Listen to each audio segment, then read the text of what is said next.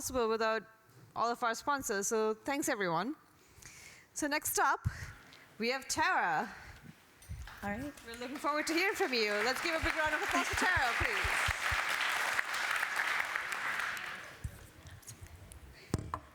Thank you.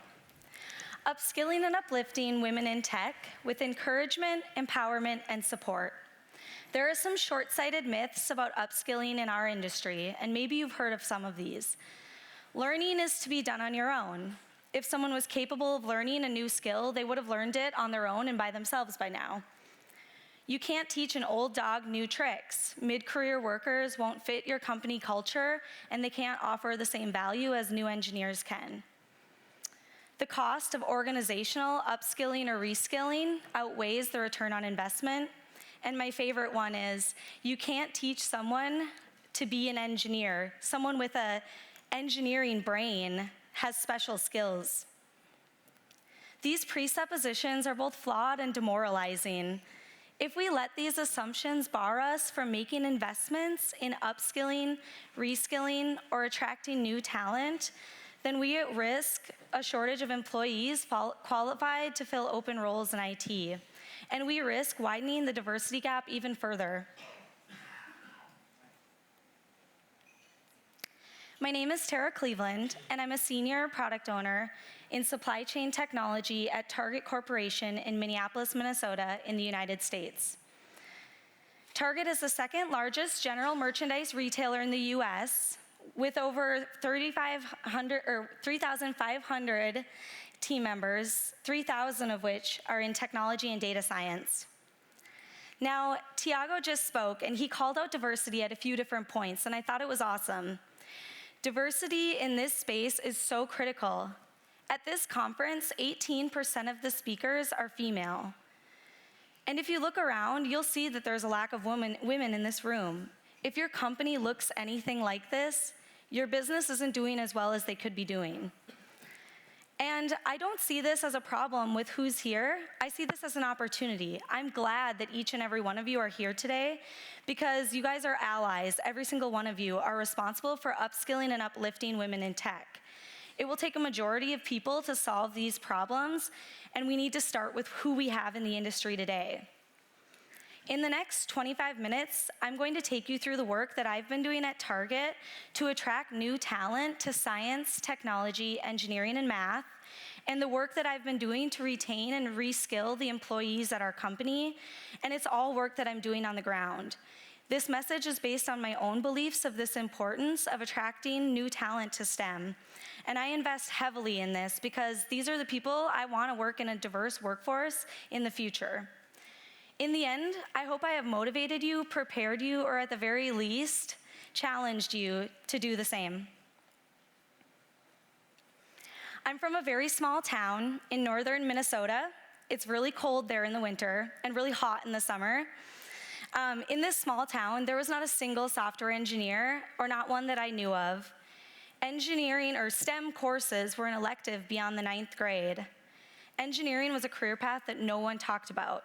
And as college came closer and closer, I didn't know what I wanted to do. I loved math, and my parents were both educators, and so I went to college to be a math education major. Right away, I realized that I was sucking at college trig. Like, I sucked at it. And so I was becoming fond of C++ programming. Somehow C++ was better than trig. And so I went for it. I joined the software engineering program at Valley City State University. The program had started in 2012, 1 year before I attended that college. And I was a year ahead in my major because I had a bunch of college and high school courses. And so I joined the first class of graduating software engineers at this university.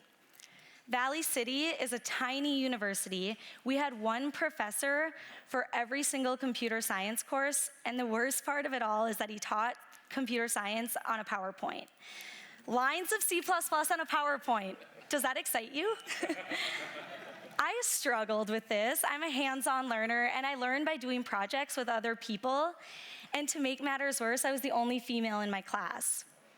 I won't forget the first few weeks of this course. So it was all males, and they all seemed to have like this superpower skill, and they knew it all, or so I thought. And we did these online daily polls where we would get like little questions about, like the things that we had been talking about all week. I struggled with these because I didn't know what to expect, hence a pop quiz. But I always got the answers wrong, and you could see me at my computer like hesitating to click the submit button. And then Kurt, our professor, he would stand at the front of the room and be like, "Come on, Tarah, like I'm waiting on you." And then he would read my answers and say in front of the class, like, "That was supposed to be easy. How could anyone get that wrong?" Well, I did. But a couple of weeks into the class, we took our first big test. And so I studied and studied and studied. And we got the test back, and I got 100% on it. And I was like, no, this isn't right. So I start asking, I'm kind of like, Kurt, like, what's going on here? He was like, oh, well, don't you know I grade on the curve, and you got the highest score. And I was like appalled, because here I thought I was the dumbest one in the class. And then after this, I became known in the classes as the curve buster, and people didn't like me. But just because I could memorize a PowerPoint and ace the test didn't mean that I could code. I had terrible imposter syndrome because the institution failed to recognize that learning isn't one size fits all. I sought opportunities where I would actually learn to code. I did internships both summers of college, one at Microsoft and one at an aerospace company. I worked really hard to try to apply the stuff on his tests and the stuff that I was learning in college, but every role showed me that the real world application didn't match what we were learning in school. And I started to realize that it was really my excessive studying habits that made me a better critical thinker, problem solver, and researcher, and it made me ready for corporate. Right before starting my senior year of college, I got a call from Target. I did a few interviews, and I was offered a position in Target's Technology Leadership Program in Minneapolis, Minnesota. The Technology Leadership Program, TLP is what we call it, it's a year-long training program for new college grads that have technical aptitude and leadership potential. During the program, TLPs go through 2 6-month rotations on different tech teams as a way to learn about all the opportunities at Target. My fears of being an imposter were slowly drifting as I was embraced into TLP. My first rotation, I was lucky enough to work with our best Angular JavaScript coder at Target, and he taught me how to write Angular and Jasmine unit tests. From there, I was able to take a role on the team that advertises promotions on Target.com. And so it was a front-end team, or I thought it was only front-end, and it was just kind of like sexy and glamorous and fun. But then along the way, I was told I needed to learn Java, and I was like, shit, hold the phone. Like, I can't do this. But then I was, seeking help of other TLPs, because you start in this awesome cohort. And so one of the people I leveraged help from was another TLP named Clay Byers, who's now my fiance. Coincidence? No.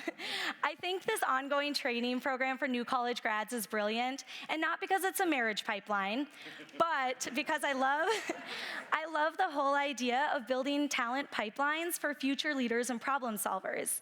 I became interested in how we could use a pipeline to close the gap on gender diversity. Starting with girls losing interest in STEM. According to the National Girls Collaborative Project, many of the reasons why girls lose interest in STEM at a young age is because they see persistent subconscious images of male mathematicians, scientists, and engineers from the earliest ages. They're used to hearing about these stereotypes and common misconceptions, and they see this media portrayal of geeky computer scientists. And this image doesn't appeal to all young girls. Sometimes girls don't even realize what STEM careers are out there, or that STEM is even an option as a career path. It's on all of us here to shift that mindset and provide opportunities where young girls and boys learn about STEM careers. One of the ways that we attract talent to STEM at Target is through Target Women in Science and Technology. Twist is an organization that engages and advances women in STEM careers through internal and external events and activities. I joined this group at the end of 2016, taking leadership over an event called the Twist EPIC Awards. EPIC stands for Engaged, Passionate, Curious, Innovative, and Curious. We award 25 young girls in the Minneapolis community each year and invite them to Target headquarters to receive an award. And then throughout the year, they're given a Target mentor that they connect with on a monthly basis. And then they're also given opportunities to come back to Target to see what we do on our day-to-day jobs. We do things like give them tours and have speakers. And most recently, I've started doing hackathons with them. Of all of these things, the hackathon was actually a proof of concept of mine. I wanted to understand if we could teach the skills that we need at Target to any audience at any age. I tested it out twice with high school girls, not knowing if this would work at all, and the girls loved it.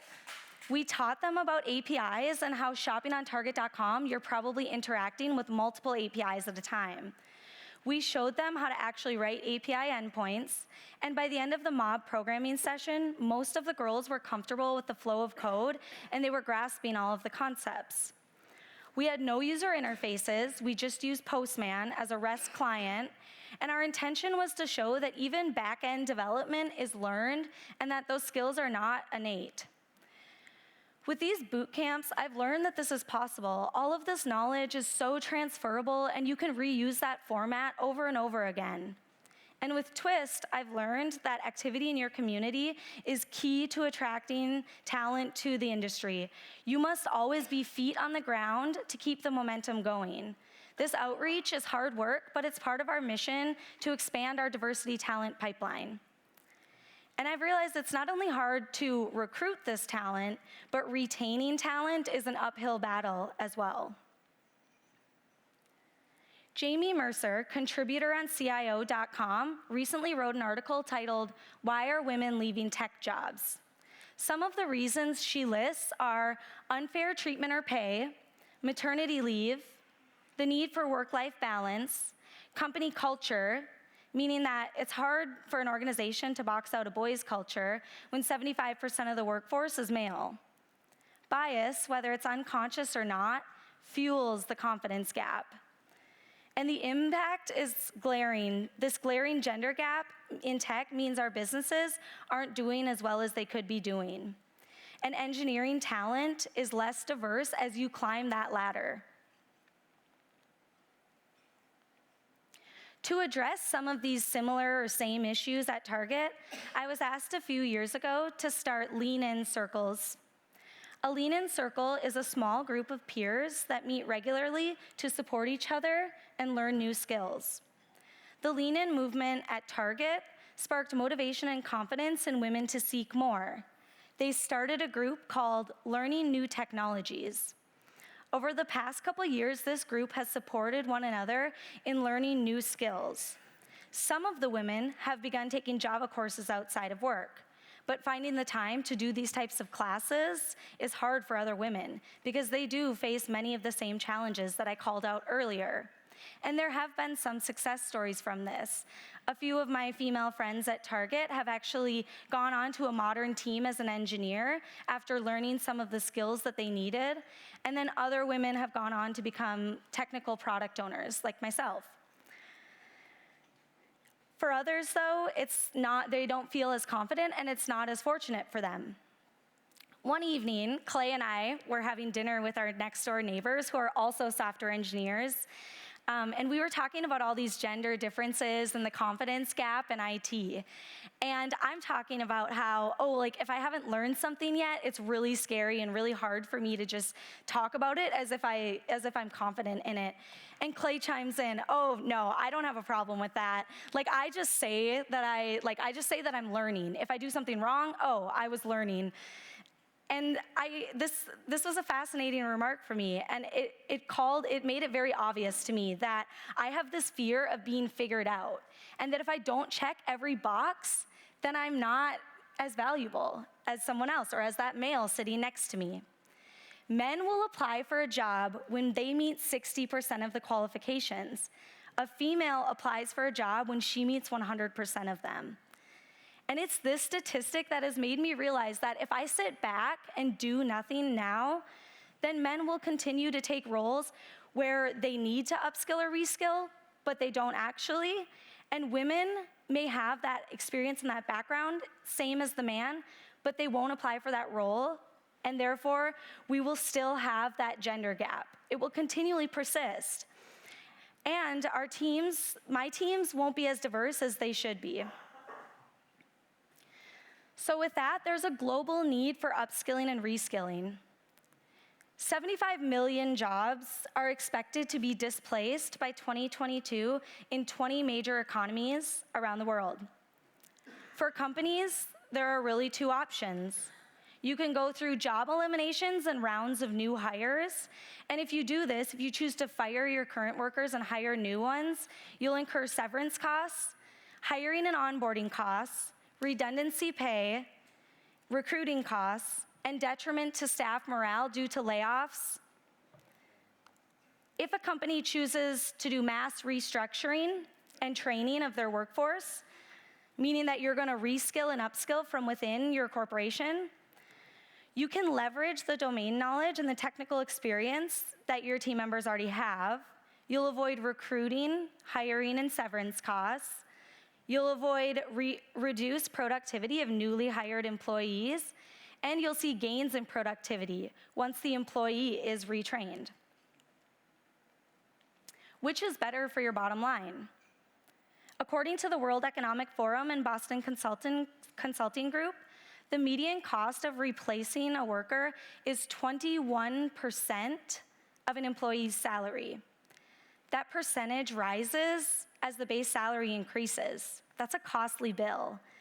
It typically takes new hires 5 to 9 months then to become even productive in role. So 5 to 9 months before they'll even start making you money.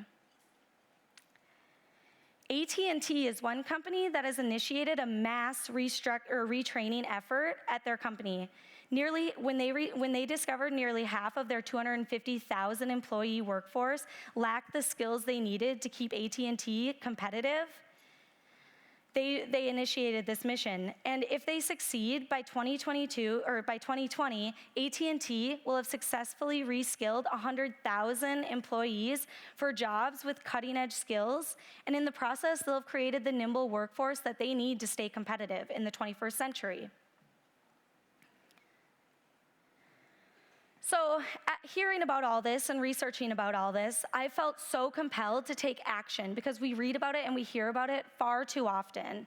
And so what I did is I took that same boot camp that we did at the Twist Epic Hackathon and that same code base, and I applied it for a new group. We put together a boot camp, we call it the Spring Boot Camp, for target team members, and we take women that are in a role with no career movement that are at high risk for displacement. We wanted to see if we could train them internally and give them the skills that they need to be successful on a modern team. We hosted both the Twist Epic Hackathons and the Spring Boot Camp in Target's dojos. Now, if you don't know what a dojo is, it's a coding environment, or it's actually an exercise in programming, which helps a programmer hone in on their skills through practice and repetition. At Target, these are like a place. We call our dojos, they're immersive learning environments for teams to practice basic skills related to product, lean, agile, and DevOps mindsets. So with the boot camps, we divided teams into 7 engineers, 7 people in each mob group, and then we give at least 1 target engineer to the group to be the coach. We position the team in mob formation with 2 monitors. We'll do, in this picture, actually, there's only 1, but typically, I think we were scarce on resources that day. But typically, we'll do 1 coding machine and 1 research machine. And everyone needs to be telling the coding machine what to type so that no one feels the pressure on them. And then you rotate, we use Mobster to rotate those roles every 10 minutes, and so you rotate around the table so that everyone is a researcher and everyone's the typer. We gave them some use cases very specific to the stuff that we do at Target so that it was tangible and it was business cases that they're used to hearing about. an example use case we get, and this code right here, or this Postman screen, shows you what we were actually querying for. So we asked them to write a get method, and we said, target buyers for women's boots are working on setting up a spring collection. They would like the ability to view all of the types of spring boots. Today, there is already one group that has been set up to represent these. So by passing in a parameter of spring boots, you need to get back all the groupings of that type. And so it's hitting their local host. So they're running their code, and they said, get groupings by type. They ran their method, it worked, and they were returned all of the spring boots. By the end of this day-long programming, we taught team members some Java syntax, how to hit an API, write unit tests, and deploy an application using our target application platform, which is just our platform for deploying our applications. These team members came in with little to no prior programming experience, and the challenge was teaching individuals in 2 small groups with everyone of a different domain and background and varying levels of experience. You might think that this would be a recipe for disaster, but we transformed this into a collaborative workshop. We harnessed the power of women uplifting women so that by the end of the boot camp, it was the women telling each other what to write and giving hints and writing the code, and the coaches took the back seat. We sent them home with full documentation and links to actually get a JDK and then go to GitHub and download the source code and work on it on their own.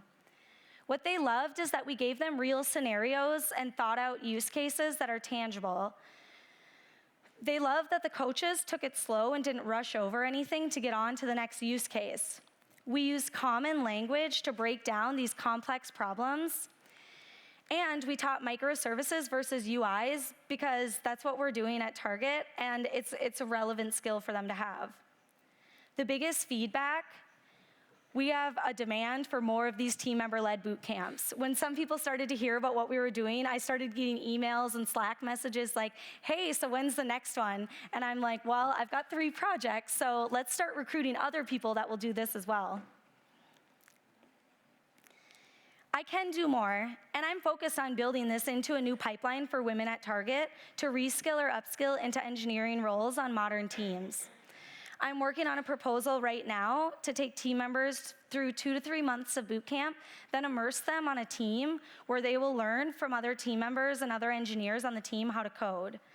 What I will need is strategic workforce planning and my leaders to get involved, to ensure that the future workers are equipped with the skills that we actually need at Target. They know better than me what we need in the future. And why am I doing this? Because I feel a responsibility to take action. If I want to work with the best talent in the next 5, 10, and 15 years, then I need to start doing it.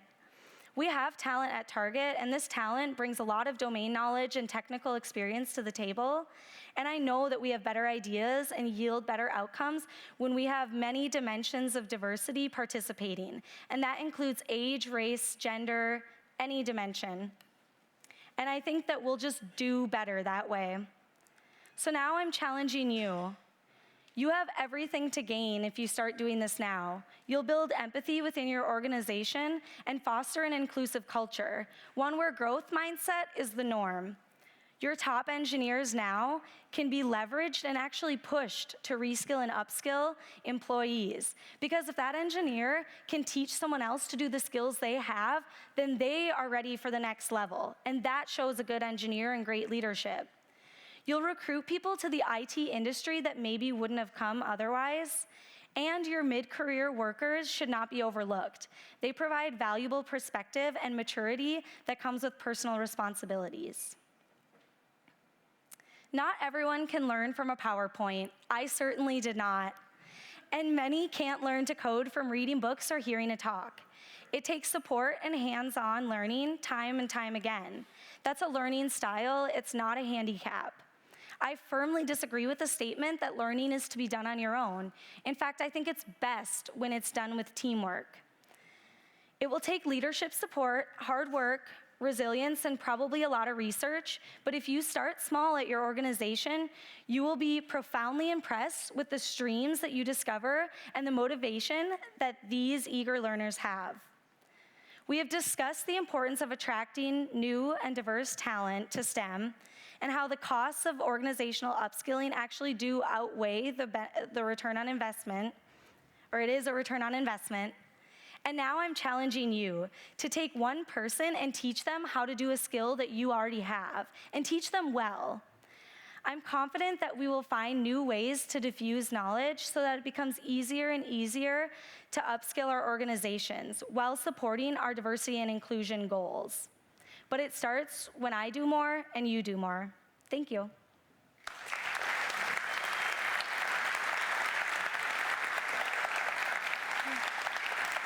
We can do questions. Thank you so much, Tarah. It's a subject that matters deeply to me as well, so it was great hearing you talk about it. So let's take questions now.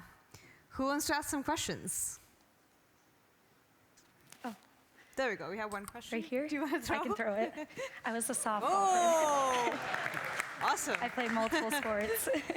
So now that you have this program, how do you encourage women to actually enter it? Because you could end up with the same problem that only the men feel like, oh, this is a job I want to go for, and the women feel like they need to reskill in some other area maybe.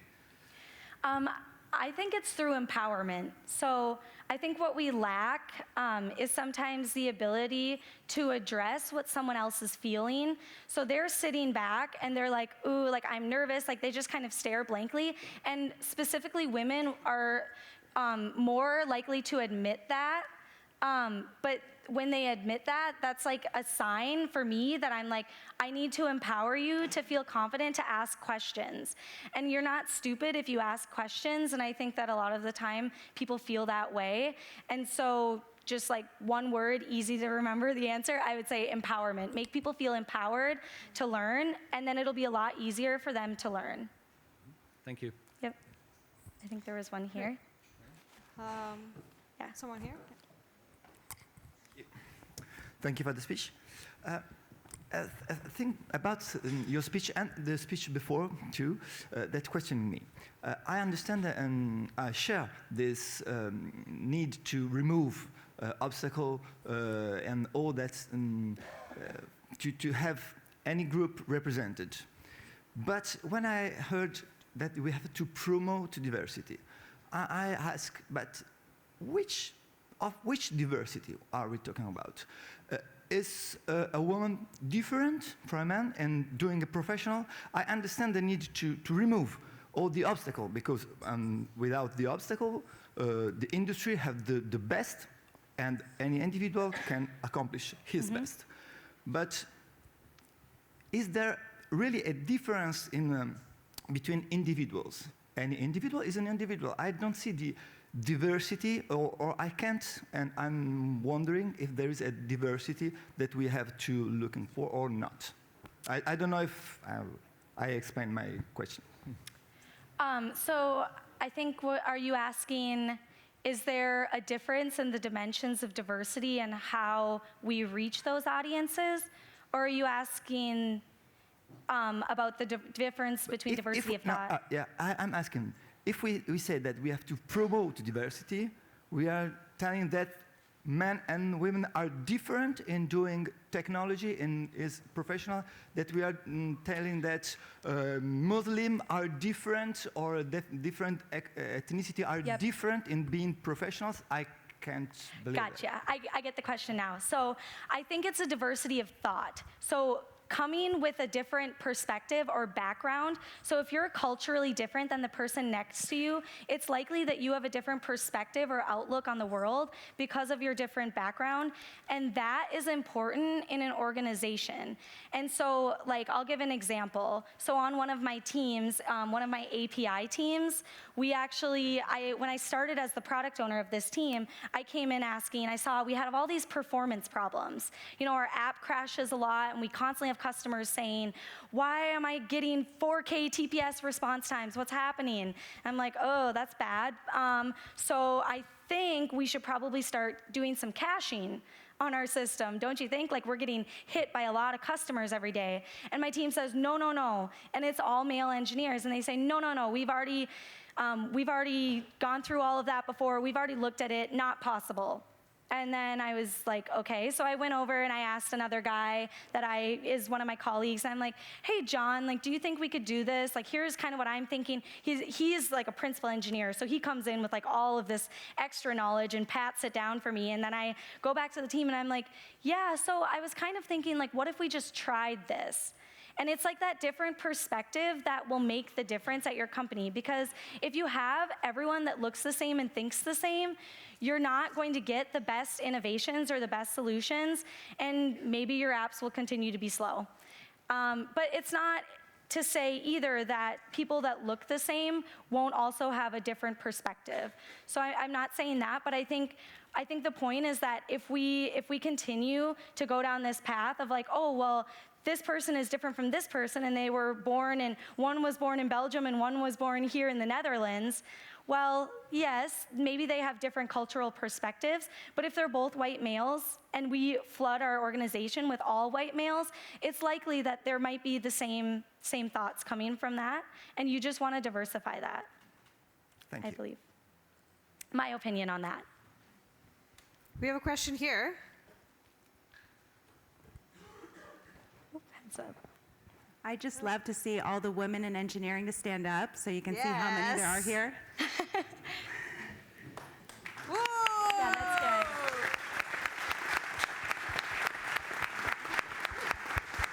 Thank you. Sorry. I'm not even good at grabbing it, apparently. Do you have any other questions? One more. Sarah, can you? Hello. Hi. So you mentioned about these boot camps and stuff to learn programming.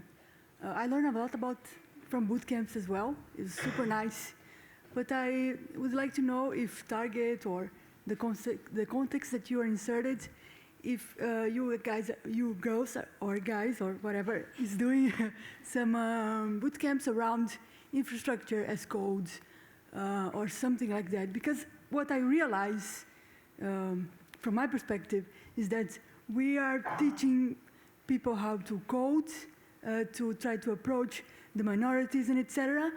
But when it comes to infrastructure as code or DevOps or infrastructure in general, there's not much things, not much material that is accessible around. So I would like to know from your experience if you already tried this or... Yeah, that's a good question. So at Target, personally, I haven't tackled that yet.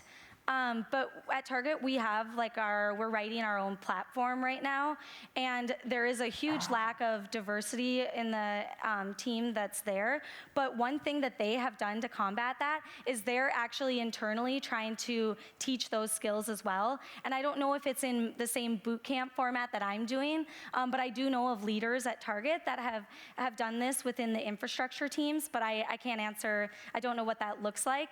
If any of those individuals approached me, I would certainly try my hardest to put together a workshop on that similar thing. But I would work with the people that do it at Target already because they're the experts. So. Okay. Great. Any other questions? Ooh, we have a lot of them. What? Sorry. There was another question on this side, right? Yep. Okay. Let's go It's with... okay if I ask the question. I was wondering, in somewhere in the middle of your talk, you mentioned like women are leaving tech or STEM.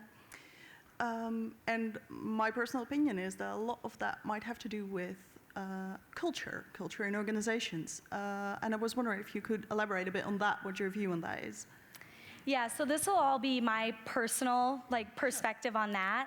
But the culture that I often see or face is like you sit down and you try to start coding, and if you don't know how to do it, you feel like kind of you start to get like smaller and smaller and smaller, right? You're sitting there and like someone's like, just type that. Like just type that. Don't you know how to do this?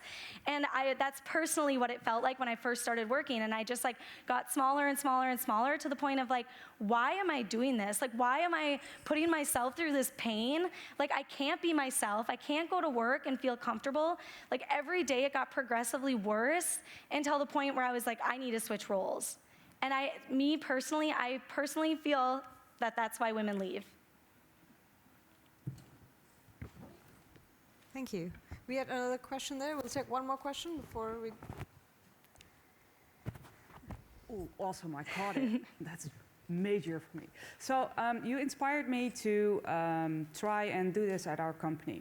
And I'm wondering where I can find resources on how to do this and what to do and well, how to structure a boot camp, etc. Yeah, so I didn't talk too much about how we put it together, and we can maybe connect on LinkedIn, and we have one public-facing repository, the one we did for the Twist Epic hackathons, but basically Clay and I set up a Spring Boot, just an empty shell of a Spring Boot application, and then from there we wrote our own use cases. I'm a product owner, so it's pretty easy for me to write use cases, and then for the boot camp with the high school girls, we actually didn't use Target APIs. We had them write the API endpoints. And so like I would just use like Stack Overflow examples if you want, or come up with like, what would we want them to do? Like what's a use case? Maybe something like a play on words or like something that's relevant to your company. And then from there, you can start to like build into that Spring Boot app. And then I would recommend, as you're building the Spring Boot app yourself, do the documentation along the way and actually give them like step by step. We did it for people that had never really coded before. You would have to modify this if you're targeting people that already do know how to code. But if you're going after people that you want to train how to write code, definitely give them like instructions for Mac or Windows on how to like get a JDK, and then how to go out to Git and like download the project, and then give them steps of like, here are some common runtime errors, compiler errors, like whatever, so that they don't get stuck like right away, because that's a pretty daunting feeling. It's like, oh great, like here I am, same place I was before, trying to learn on my own. And then you'll also kind of want to be there for them to answer questions. So really encourage that documentation and be like, just go do it, just try it, just sit down, give yourself a few hours, and then Slack me or message me with questions. And like I've been in that application so much that I know like right away when they ask a question like, oh, that's an invalid API key for the internal one we did. But yeah, so stuff like that. But let's connect, and I can, if you do want some of that stuff as like a starter, I would be happy to give you the link to that repo. So Thank you. you're welcome. Yes. Oh, Let's do an open space for that. oh yeah, That'd be there you great. go. Thank you so much, Tarah. Unfortunately, we're running out of time, but I'll come Yes. find you. We can discuss about this stuff a little bit later. Yes, thank you. Thanks again. Thank you.